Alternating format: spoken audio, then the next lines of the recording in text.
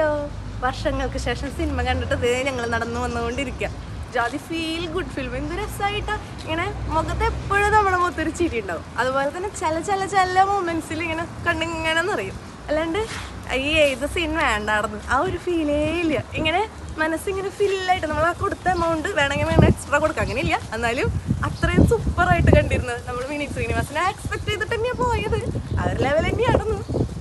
ധ്യാൻ ശ്രീനിവാസനും പ്രണവ് മോഹൻലാലും പൊള്ളിയാടുന്നു.